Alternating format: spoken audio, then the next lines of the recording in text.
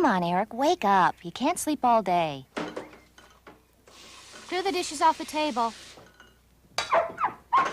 Take the dog out. Turn the radio down. You have to mow the lawn today. Have you made your bed yet? Who let the dog out without a leash? While I'm gone, I want you to clean your room. Turn the radio down. Look at this room. Oh, this closet's a mess. You have to leave your socks under the bed. It wouldn't hurt if you'd vacuum once in a while. I can't believe you live like this. Have you finished the lawn?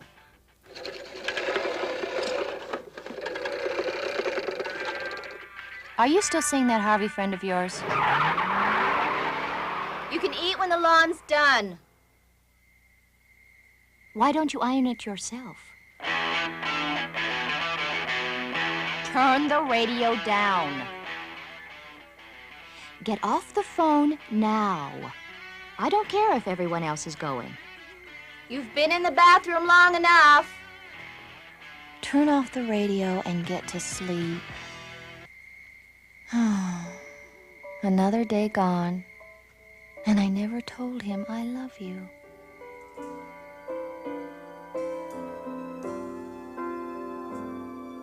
Through all the everyday confusion, so many words are left unsaid, but all those good intentions can't bring back time again. If you love 'em, tell 'em. You gotta let 'em know. If you love 'em, tell 'em. Now's the time to share those feelings. Don't let them come and go. If you love 'em, tell 'em. Let 'em know.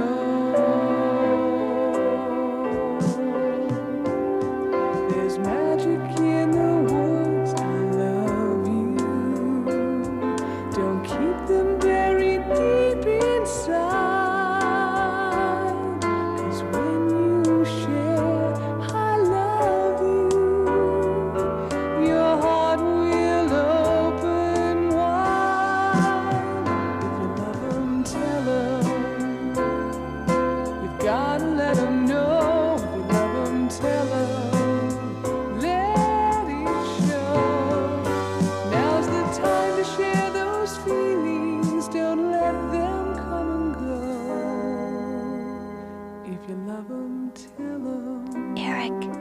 Eric, you asleep?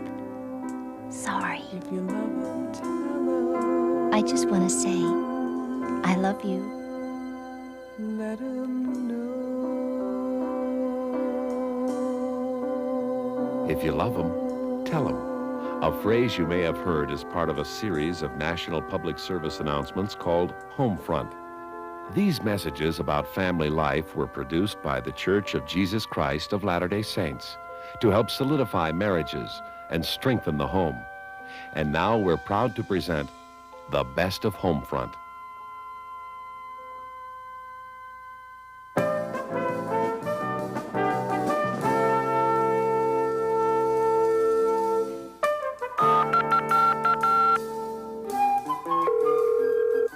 Hello? Hi, Daddy. Hi.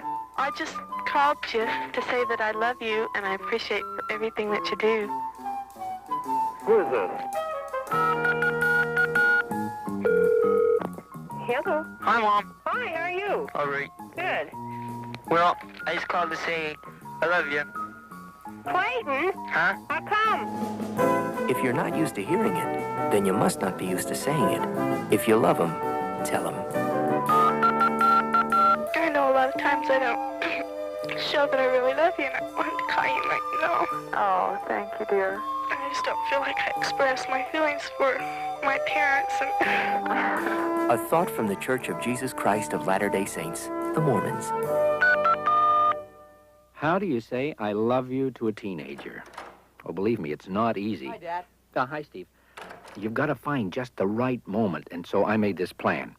Dinner's ready, hon. Coming. Every night at supper, instead of talking about TV or who was going to do the dishes, I whipped out a little compliment like, Cindy, I really like the way your fingernails match. Oh. I started off easy. Well, finally, I figured it was time for the big one. Oh, boy, I didn't sleep much the night before, and I practiced all day, and when supper came, my heart was pounding, and my mouth was dry, and I should have waited for the right moment, but I was so nervous, I just blurted it out. Steve and Cindy, I love you. George. I just wanted you to know that. Well, I guess I picked the wrong moment because just then Steve had trouble with his throat and Cindy got something in her eye. But you know, even so, things have been different around here lately. If you don't say it, how will they know? If you love them, tell them. Darn a sock, take a walk, buy a rose, paper wall, give her a call and kiss her nose. Sally, the stroganoff was magnificent. How'd you do it? Well, I sauteed the mushrooms, I dented the fender, I browned the beef. You dented the fender. That's part of the stroganoff? That's why the stroganoff. Which fender? How well would you like the stroganoff? My car or yours? Wave goodbye, laugh and cry, be alone, help her clean, don't be mean, kiss on the phone. Ta-da!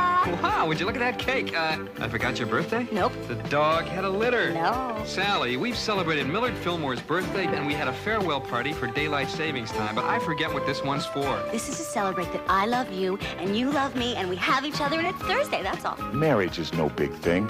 It's a lot of little ones. From the Mormons, the Church of Jesus Christ of Latter-day Saints. Take a chance and learn to dance and fly a kite. When you eat some new treat, give her a bite. Yes? Lady, we picked up this guy hanging around your house. Officer, this is ridiculous. This is my own house. That right, lady? The brown suit looks familiar. Myra, this is no joke. Any of you kids recognize this guy? Tell the nice policeman who I am, Georgie. I'm Jeffrey. Okay, let's go. But wait, I can explain. It's all a mistake. Ever get the feeling you're not spending enough time with your family? Give them everything. Give them your time. You can tell the best jokes in the world, but hey, Mom, you never failed me. I got your nose and your hair that won't curl, but Mother, you never failed me. You took the time to care, you made the time to share, you were the best you could be. And I know you gave up a lot, but look at the kids you got. Mother, you never failed me. I know you didn't play ball very well, but Mother, you never failed me. When we had a secret you never would tell, Mother, you never failed me. You gave me the best you had, and if you feel bad missing your master's degree, well, I hope that you know at least, though I'm no masterpiece, Mother, you never failed me. Mother, you never ever failed me.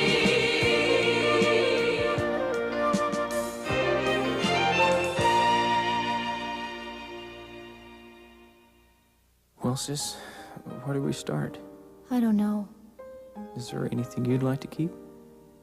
This old desk Dad made for Mother when we were kids. You know the drawer sticks. That's why I want it. Well, what do you mean? Dad was always such a perfectionist. Yeah. I could never figure out how that drawer happened. He let me nail that drawer together. Dad, you're making a difference. From the Mormons, the Church of Jesus Christ of Latter-day Saints.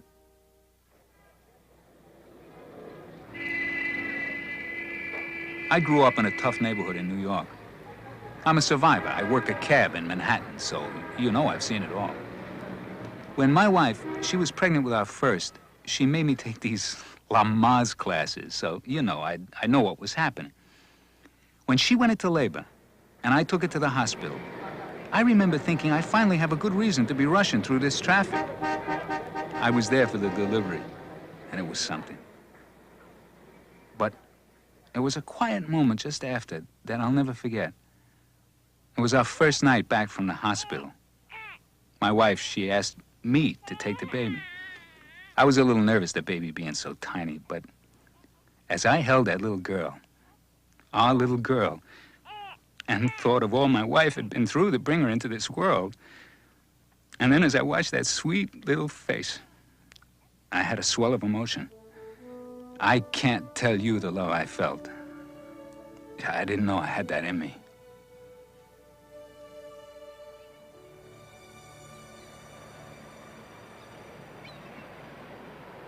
It's good, being away from home, being at school. get to meet a lot of new people, do new things. I do miss home, though, sometimes. The way Mom was always there, doing little things for me that now I have to do on my own. I don't think I ever really appreciated her as much as I should have. She always did so many things for me, and you know, the amazing thing is that Mom was always there when it really mattered. Late at night, who always hears the cries of someone dear, who makes you feel loved when you're without a friend. Ah, who can make the darkness bright again?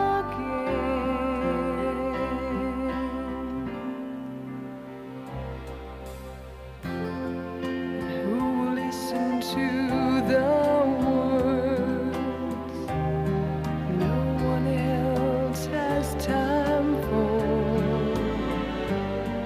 And you could calm a storm, at least I always thought you could. Ah, you could smile away my tears for good. And I'm so glad God made a mother like you, one who always cares when no one else is there. And I'm so glad you're always waiting there. You always understand when no one else can.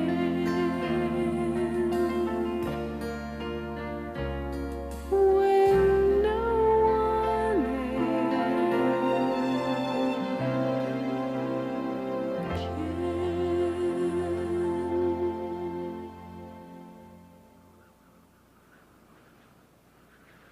I couldn't say I love you. I couldn't say it to anyone, not my folks, not my brothers or sisters, not even my grandparents. I guess I had a lot of growing up to do, I don't know.